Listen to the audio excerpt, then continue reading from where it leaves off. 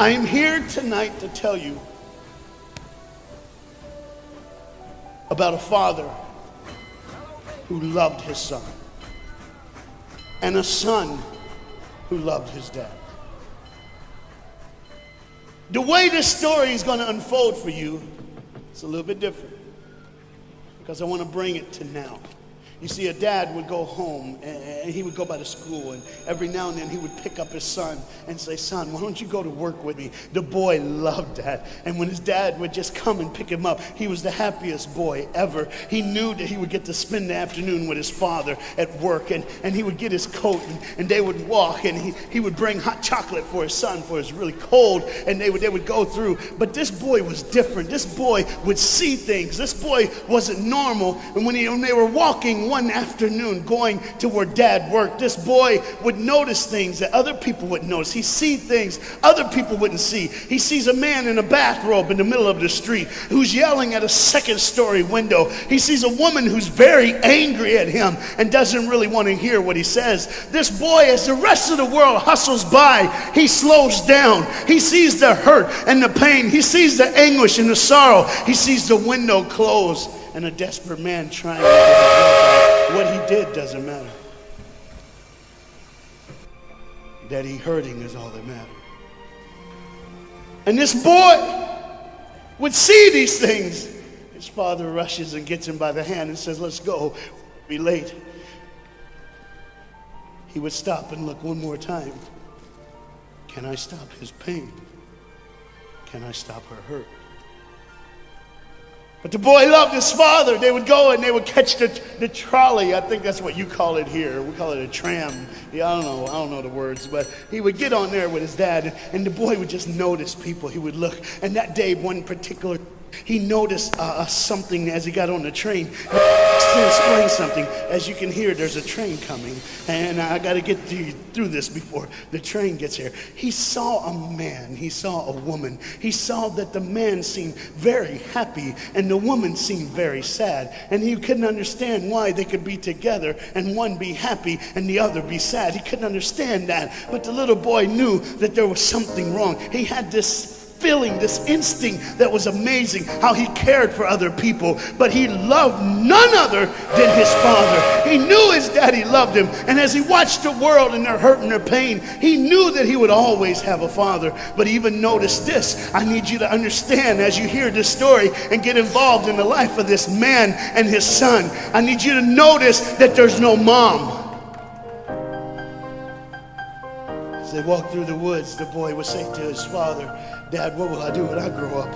What will I get to do? Will I get a cool job like yours? How will I work?" He said, "I don't know, but I want to change the world. I want to do something great. I want to do something wonderful. I want to help people. I want to do something that could change the lives of anyone. I just want to be that great. I just want to do something good." And as he walked with his dad would say, "Son, you will be great. You will be awesome. You will change the world. Your life is going to be incredible." There was a train coming. There's always a train coming. The train is called life. We're all on the train of life, just riding. Whether we realize the truth or not, whether we realize what's happening or not, we're all on that same train tonight. Only God has saw it fit for us to be in the same room, in the same car, for such a time as this. When they get to the edge of the train track, he could see where his father worked. You see the bridge? That's what his dad did. You see, the bridge was very, very important. Boats needed to come to the harbor to get off their goods so they could make money. But trains were coming with people going from one town to the next. Not many cars in Europe, so they couldn't use a lot of that. So many people, not enough roads, so everybody used that train to get from the town to town to get to work and to get home. And one day the train was coming by. What you have to understand is that boy loved going to work with his dad. He would stay right by the river's edge, and he would do what he loved to do the most. Let me explain that. He loved to fish. Anybody like to fish here? All the guys go, The dad looks at his boy and he says, "Son, now remember the rules. You got to stay right here because I can see you from the window right here. Don't get out of the sight of this window because you got to stay there so I know you're safe. Get you something good to eat." But as you can hear, the train's coming. The father's job was cool. I wasn't a preacher, I wouldn't mind doing that. Get to work. Get grease on you. Even if you didn't have to, you just squirt it on you like you feel like you did something. That's what I would do. There was a boat coming in the harbor. Timing is very essential. I'll go ahead and give you the key. The key is this. There's always a light. Everybody say light. Say it again. One more time. There's a light that the train conductor needs to see. If that light is green, he can go. If it's red, he must stop. You see, God has given us road signs in our life that we must read. Lines that tell us to go and lines that tell us to stop. Whether we read those and believe them or not is up to us. That's why some of you have fallen and you cannot get up. But tonight, that's why I'm here. The boat needed to come through, so he called, and the man said, okay, I got time. It's a long time before the train should come. So he pulls the lever, as you just saw, and the big, huge steel bridge, the gears started turning. They started cranking the steam. All of a sudden, gears are moving, and that big, huge bridge is just starting to go up. As it rises higher and higher, he has to watch and make sure everything's set, everything's good, everything's fine. As he looks out the window, he can see everything, but the dad, being a good dad, keeps one eye on his work, but the other eye on his baby. One eye on the world, but the other eye on his children. You think God doesn't know where you are? He keeps one eye on his world and one eye on his child. No matter what you've done or where you've been, it's one eye on the world, but the other eye's on you. He's watched you and he's kept you. Even though your train is coming down the track, he understands that. And even though sometimes, I'm not going to get ahead of myself. See the red light? He didn't see it. So many times we don't see the red light. See, to just say the train was early. The boy can hear and see the steam. And he looks and says, Daddy, the train. Daddy, Daddy, the train's early. Daddy, you got a daddy. Hey, Daddy, Daddy, Daddy, Daddy, Daddy, the train. Daddy, the train's coming. But the dad was looking at the gears, making sure he had enough oil, making sure there was enough steam to get the bridge back down for the train. And the boy knew one thing. Now listen, the boy knew that his dad one time showed him where the trigger was. It was a red lever. If he pulls it, the train bridge would collapse down fast and the train would be able to come across. All the boy knew was there were people on that train. There were people that needed to be saved. There were people that had, some of them just with their friends having a good time, like everything's fine. They did not know that the bridge was up. They did not know what was coming. They're just living their life like you and me, just going down the road, just being our own thing, doing our own thing. And the dad all of a sudden hears the train coming. He looks and then he said, oh, my son. He looks out and his boy's gone. He's like, oh my God, where's my son? Where's my son? He got to figure out. He looks back just in time to see his son trying to save the day. All he had to do was pull that lever. He reaches in to pull it, and the boy pulls too far, and he falls in the hole. Now it's on the father, and God the Father, did you hear me? God the Father has to make a choice. It's his now. Do I save my son, or do I save the world? But they don't even know. They don't even know. The greatest decision of his life. He could blame it on them not seeing the red light. He could blame it doesn't matter anymore. Pull the lever, save the world. Leave it up, save your son. For God so loved the world that he gave his only son.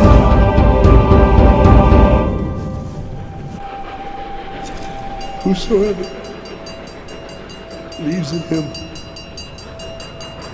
will not perish. 3, 2,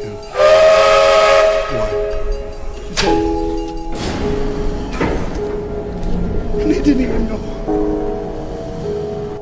They never would know. They didn't even know the train goes by. It's fine. Everything's cool. The bridge is down. Just like always. It's always going to be down. Are you hearing me tonight? He gave his only son.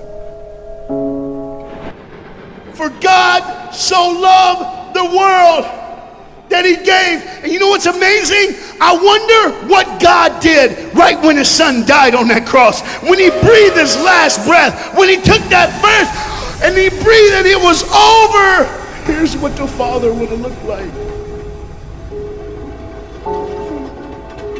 They didn't even know, just trying to think of their life, just trying to figure out what they're going to do next. Just thinking about the person they're going to see, the people they're going to hang out with. Just trying to be just loving, caring. Doesn't matter if you're blind. Doesn't matter if you're putting on a little more makeup, trying to look pretty for somebody, or just wearing another mask. It doesn't matter. God gave his son for you. What will I do when I grow up? Where will I go when I grow up? What can I change? And there was a girl in the bathroom on the train, liquefying her heroin to shoot up one more time. He died for her. He died for her. But in one moment, are you listening? In one moment, as the Bible says, everybody gets a chance. In one moment, to see the look of the Father when he knows when you realize what he did for you, when you realize the sacrifice, when you realize he let his son die so that you can live, when you realize what he did, no matter what you're doing, no matter where you're at in this life, no matter what you're a part of, you gotta stop. You gotta stop. Even if it's for 1 second, and think, my God, he did it for me. He did it for me. And I pray to God you drop what you're doing. Drop what you're doing. With all the pain and the hurt and the sorrow in the world, he did it for you. That's why you're so quiet. You see, the train's coming. The train's coming. Everybody has things. You have ways of I don't want to do that. I don't want to, but why do I keep doing it? Even Paul said, why do I do what my flesh tells me, and I do what I know is wrong, and I don't do what I know is right? You got to understand tonight, the fight is on, and we can win. We become more than conquerors through Jesus Christ. And I'm not preaching just for me. I'm preaching on behalf of you. But what you got to understand is there had to be a moment in those 3 days when Jesus died on a Friday and rose again on a Sunday. There had to be this moment. Go ahead, look at the screen. When it was just God and his baby and his son.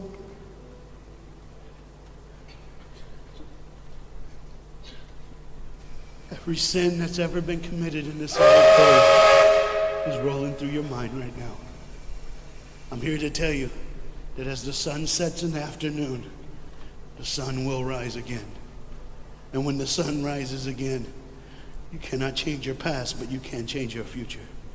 You see, it's always a different day. One day someone lives, the next day they die, the next day you wake up and you're still living. You're like, why am I going to live? Why does this have to be my turn? Why can't I? You can just preach. I could have stopped, but I need you to see the whole picture here. You see, because when God the Father gave his only son, when Jesus Christ breathed his last breath and he died, he did it in a way that you can never ever say, you don't know me, you don't understand me, God don't understand my pain, God don't understand my sorrow. You see, that's the very train that boy was on. That's the very train that he was on. And as this dad remembers, look real close. You see the pictures of the people? Bam, there they are. But there's somebody added in the picture, isn't it? Bam, there they are. Do you see who's added in it? In every face of every person, Jesus is in their life. Why? Because when you're the greatest sacrifice, you always end up in everyone's life, no matter where they are, who they are. He did it so that you can say he was there all the time, waiting patiently in line. Jesus Christ was there all the time. And the train keeps going. The train keeps coming. Train keeps moving. People keep living and people keep dying. And God the Father just watches it all. One eye on the world, the other eye on you. Some of you are starting to figure it out. You're like, what is he looking for? Just one girl. Because see, the whole horrible day, God only had his eyes on one person. And it was just a day on the street corner. And he walked by, saw a girl with a baby. And she saw him. Do you get it? Old things are passed away. Behold, all things become new. He did it so that we could live. No matter what the sin, no matter what the pain, no matter what the sorrow, the sacrifice was perfect. It was perfect. And it was for you. And God the Father watches it all unfold. And all he can say